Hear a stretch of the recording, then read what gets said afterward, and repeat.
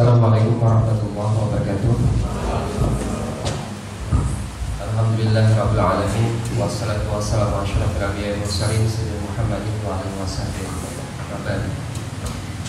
Yang ulun hormati ulun muliakan Pak Nusran, mewakili Kepala Dinas Pendidikan Kabupaten Hulu Sungai Tengah, beliau Kabid Paudikmas. Yang ulun hormati ulun muliakan Pak Andre Kasih Kursus.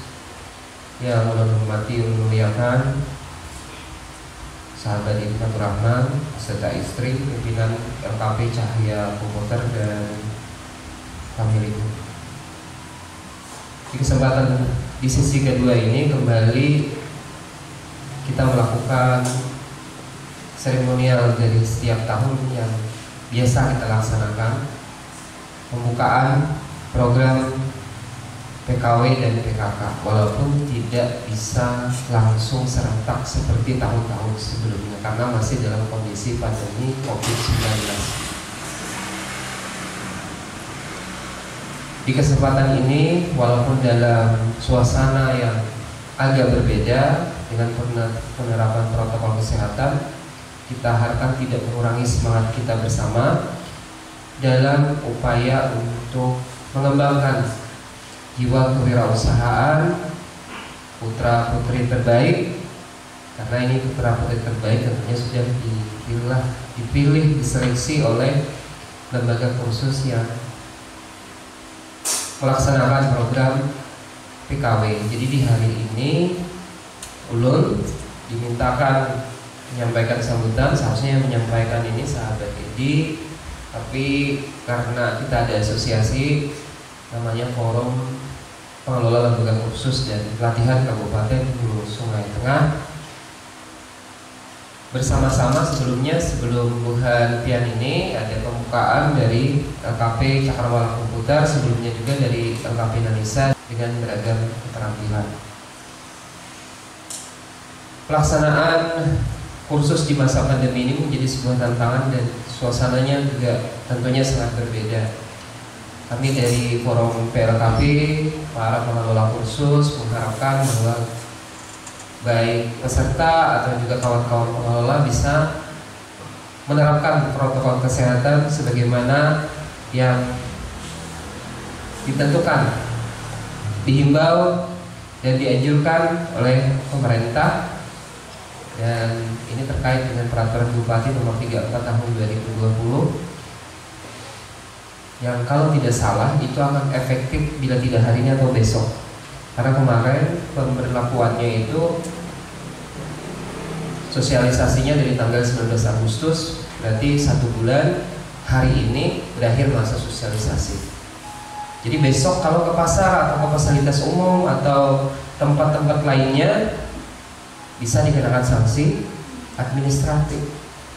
Bagi lembaga kursus yang tidak menerapkan protokol kesehatan (UMKM) kita itu dendanya itu maksimal 500.000. Kabupaten Hulu Sungai Tengah termasuk tertinggi untuk sanksi administrasi. Tapi sebelumnya ada teguran lisan, terus ada teguran tertulis, ada juga penutupan sementara, dan yang terakhir finalnya yaitu pencabutan izin usaha.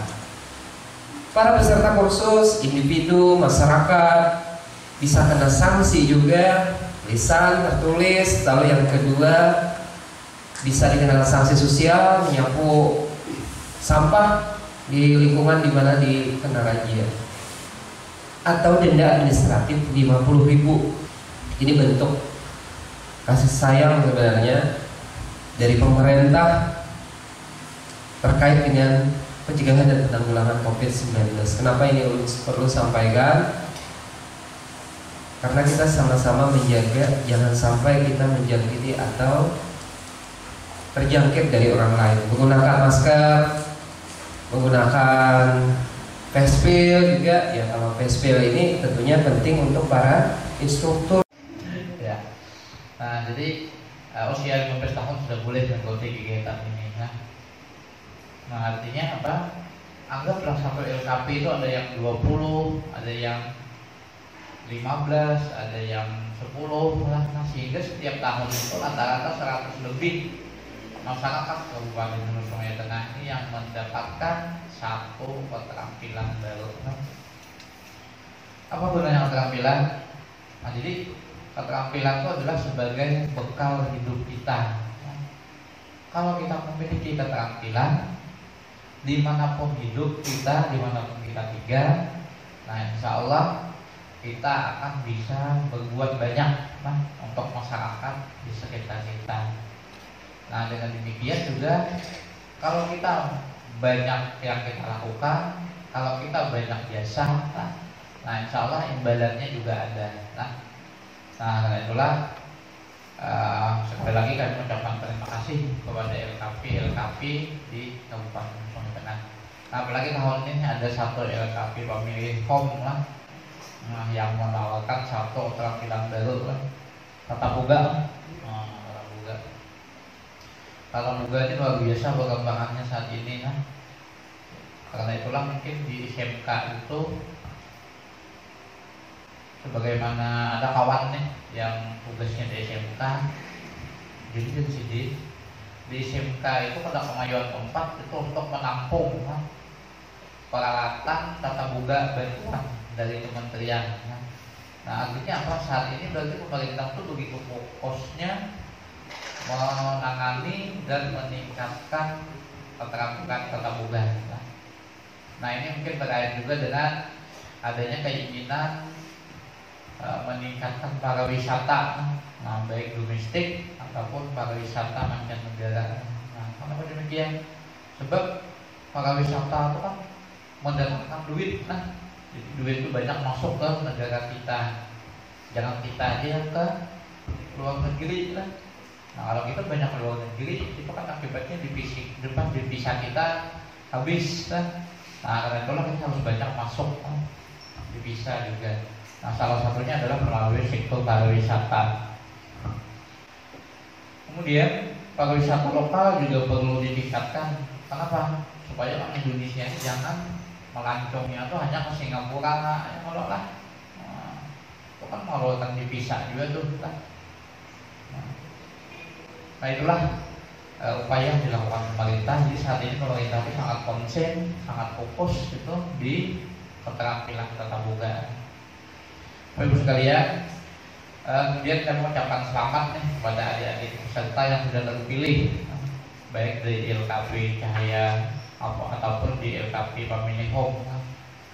Sebab kami yakin bahwa sesungguhnya sangat banyak betul yang ingin mengikuti kegiatan ini. Nah, tapi ternyata tidak semua bisa ditampung. Jadi yang pengen banyak, cuma peluangnya sedikit. Nah, karena itulah sudah semestinya lah kita mensyukuri lah kita terpilih gitu, terpilih. Padahal banyak yang lain yang masih ingin mengikuti kegiatan ini. Karena itulah sudah sewajarnya lah, sudah semestinya lah kita mengikuti kegiatan ini nanti dengan sebaik-baiknya. Jadi usahakan mulai awal diikuti sampai dengan selesai. Nah, bahkan kami yakin bahwa LKP itu tidak melepas begitu saja. Jadi meskipun nanti kegiatan PKW-nya selesai, biasanya kalian diberi kesempatan untuk konsultasi, untuk diskusi, datang aja ke LKP, insya Allah dilayani. Kalau kan masalahnya kan PKW ini nanti yang kita dapatkan bukan hanya keterampilan secara teknis lah. Nah, misalnya tata boga, bukan hanya tentang tata boganya, bagaimana ingin memasak, membuat lempeng misalnya, nah, jadi bukan hanya sampai di situ, tapi nanti juga bagaimana cara memasarkannya, nah, bagaimana peluang usahanya, insya Allah akan kita dapatkan juga keterampilan seperti itu. Jadi harapannya ke depan nanti dengan adanya tata boga ini, kita di Kabupaten Sungai Tengah itu jangan sampai ketika ada kegiatan resepsi pernikahan misalnya, nah, yang jadi penyedia menunya itu orang dari luar kabupaten, kan kalau ada misalnya walimahan, kadang-kadang dari Banjarmasin itu penyuplainya. Padahal emas itu kadang-kadang yang di sini juga diambilnya, nah, dia hanya namanya saja. Nah, karena itulah dengan adanya keterampilan terbuka ini, harapan kita ke depan hal-hal seperti itu tidak lagi terjadi. Bahkan kalau bisa kita yang jadi penyuplai, nah, kalau ada walimahan di Balangan, dari Balabai yang cateringnya ya Allah. Padahal kawinan bukan kita juga ya Allah. Cuma sini tinggal di sana. Nah, paling tidak tadi minimal usahakan nanti jangan sampai uang luar yang masuk di sini. Nah, satu. Yang kedua, kita juga setiap tahun itu ada yang namanya kegiatan apresiasi GIPIKA Paudikmas. Itu banyak itu lomba bidang keterampilan yang dilaksanakan. Cuma kita terbatas yang bisa kita ikuti, nah kayak tata boga kita tidak ada, nah, kemudian tata kecantikan juga tidak ada gitu. Nah, sehingga dari ada berapa 9 Pak Andre, ada 9 lomba untuk keterampilan itu kita paling ikut 2-3, nah masih banyak yang tidak bisa kita ikuti karena memang kita tidak memiliki lembaga khusus yang menyajikan keterampilan itu. Padahal bisa aja Pak kita kan ambil buat salon itu ya Allah. Nah, cuma kan ada bagus juga itu lah. Nah, kita ingin menampilkan seperti itulah kita apa adanya. Nah, jadi sekali lagi yang mengucapkan terima kasih kepada LKP yang ada di Kabupaten Pekalongan Tengah atas segala partisipasinya meningkatkan keterampilan masyarakat. Nah, yang akibatnya itu akan mengurangi pengangguran. Dan pada akhirnya juga akan meningkatkan kesejahteraan penduduk Kabupaten Pekalongan Tengah. Nah, amin. Kenapa? Sebab orang yang memiliki keterampilan itu, insya Allah kehidupan secara ekonomi itu akan sejahtera. Nah, minimal dia tidak akan masuk kepada kategori miskin. Nah, sebagaimana kami sampaikan, orang miskin itu rata-rata kalangan mereka tidak memiliki keterampilan. Nah, yuk biar amatihan. Kalau ya ada tetangga biasa bina miskin, nah, jadi memang tidak ada memiliki keterampilan. Coba seandainya sini terampil, nah insya Allah kehidupan ekonominya akan lebih baik. Saat ini kan tukang aja misalnya, itu ya tukang itu kan ada yang 150 gajinya sehari, ada yang bahkan sampai yang 200 mungkin yang ahli itu, kepala tukangnya, kepala tukang apa 200 ribuan sehari itu, coba. Kalau hanya sebulan misalnya Sidin pegawai 25 hari aja 5 juta sebulan penghasilan Sidin. Nah, makanya Sidin terampil. Tapi kita ada terampil, nah, paling sehari pegawai dapat 50.000 misalnya. Nah, itu pun gawiannya ada, kadang tidak ada. Sebab apa? Sebab tenaga kerja yang kasar itu banyak, tapi peluang pekerjaannya sedikit. Mohon maaf mungkin ketika kita musim gawi aja lah di hutan itu kan lah, hendak mau upah bertanam misalnya banyak aja mau ya lah. Nah, karena memang tenaga kerjanya banyak gitu. Cuman bertanam itu tadi peluangnya sedikit, Nah, karena itulah ketika kita memiliki keterampilan, nah insya Allah kehidupan kita secara ekonomi akan bisa lebih baik. Jadi sekalian kegiatan PKW insya Allah nanti kita akan mendapatkan 2 keterampilan sekaligus. Nah, jadi pertama keterampilan secara teknisnya kayak tata boga. Nah, insya Allah kita akan mendapatkan keterampilan memasak, mungkin lah. Nah, memasak apa? Nah, kemudian yang kedua, kita juga akan mendapatkan keterampilan kewirausahaannya. Wirausaha. Artinya, kegiatan PKW ini belum dikatakan berhasil. Nah, kalau kalian selesai mengikuti kegiatan ini, cuma tidak ada yang menjadi wirausahawan. 20 misalnya ya, tata boga, ada yang menjadi wirausahawan tata boga. Nah, bisa jadi kegiatan kita belum bisa dikatakan berhasil.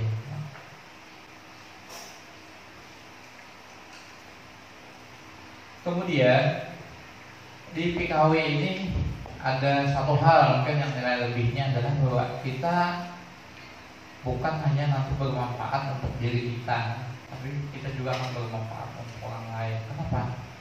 Di keterampilan wirausaha itu kita bukan hanya menciptakan pekerjaan untuk kita lah, bahkan bisa jadi nanti menciptakan pekerjaan untuk orang lain. Nah, kalau ada yang punya catering ya kalau bisa jadi perlu bantuan tetangga kayaknya kan yang begini mau masak. Nah, berarti kita di situ sudah menciptakan lapangan kerja. Kemudian juga bahwa perlu kita ketahui yang namanya wirausahawan itu di Indonesia itu masih sangat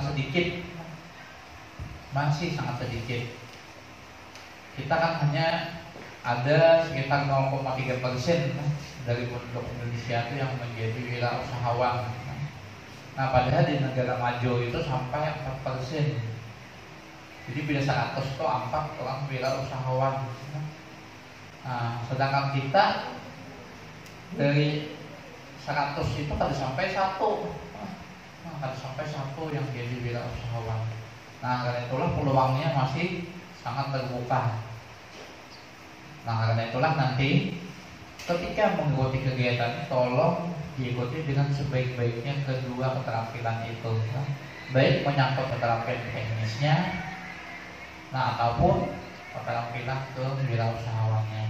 Sebab kedua-duanya sangat penting itu sebagai bekal kita untuk kehidupan di masa yang akan datang.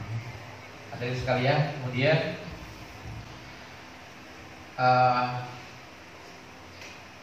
ketika kalian masih muda mengikuti kegiatan ini itu sangat tepat. Nah, kenapa? Sebab untuk menciptakan wirausaha itu baiknya memang dimulai ketika usia masih muda. Nah, usia masih muda itu apa? Sebab pertama dulu dari sisi ekonomi lebih gampang. Nah, bisa jadi kan di antara kalian masih ada yang hidup dengan orang tua, makan, minum, segalanya kan ada perlu biaya lagi. Nah, jadi meskipun usaha kita belum berhasil, kita masih bisa makan. Nah, beda kayak kami kan, ada sudah punya keluarga, punya anak. Kalau membuat wirausaha, kalau belum berhasil, apa yang dipakai untuk makan? Nah itu satu lah, masih muda itu gak nyaman. Yang kedua, walaupun gagal, masih banyak waktu untuk memperbaiki kegagalan itu. Dan memang seorang wirausahawan itu kadang-kadang banyak yang tidak berhasil di usaha pertamanya. Nah, jadi dia gagal, bangkrut, bangkit lagi. Nah, makanya seorang wirausahawan itu mesti memiliki semangat pantang untuk menyerah. Jadi sebelum berhasil jangan berhenti. Nah, kemudian yang lain juga wirausahawan itu mesti memiliki sifat gemar menabung, hemat. Jadi jangan sampai misalnya ketika memiliki uang semuanya dihabiskan. Apalagi untuk yang sifatnya konsumtif lah. Konsumtif itu kan biasanya makan-makan, biasanya jalan-jalan, untuk beli HP. Nah, HP yang itu memang HP punya kita misalnya masih cukup untuk kebutuhan kita. Tapi kalau memang untuk kebutuhan lain lagi misalnya HP kita sudah nggak bisa lagi menampung data-data yang kita perlukan. Nah, itu wajar kita ganti HP kan. Nah, hal seperti itu artinya memang kebutuhan, bukan untuk gaya-gayaan. Nah, tapi kalau misalnya setiap tahun harus ganti HP, nah jadi seorang wirausahawan tidak boleh begitu. Dia mesti hemat, Jadi kalau ada memang kelebihan dana ditabung. Apa gunanya? Gunanya adalah untuk mengembangkan usahanya. Nah, jadi jangan sampai usaha kita tuh tidak berkembang. Untuk pengembangan usaha itu biasanya memerlukan modal yang lebih banyak. Nah, karena itulah harapannya bahwa harapan kami tolong kegiatan ini diikuti dengan sebaik-baiknya. Yang pertama tadi bahwa masih banyak kawan-kawan kita yang ingin ikut kegiatan ini, namun tidak bisa mengikutinya. Kemudian yang kedua, di sini kita akan mendapatkan nanti dua keterampilan, jadi keterampilan secara teknis dan juga keterampilan wirausaha. Dan kedua-duanya itu sangat kita perlukan, gitu. Nah, untuk kehidupan kita di masa yang akan datang. Mungkin ini yang bisa kami sampaikan. Sekali lagi kepada ALKP yang ada di Kabupaten Lampung Tengah mengucapkan terima kasih atas segala sumbangsihnya, partisipasinya terhadap pembangunan sumber daya manusia di Kabupaten Lampung Tengah. Dengan mengucapkan Bismillahirrahmanirrahim, kegiatan pembukaan LKP Cahaya, Family Home dan juga Cakrawala secara resmi dinyatakan dibuka.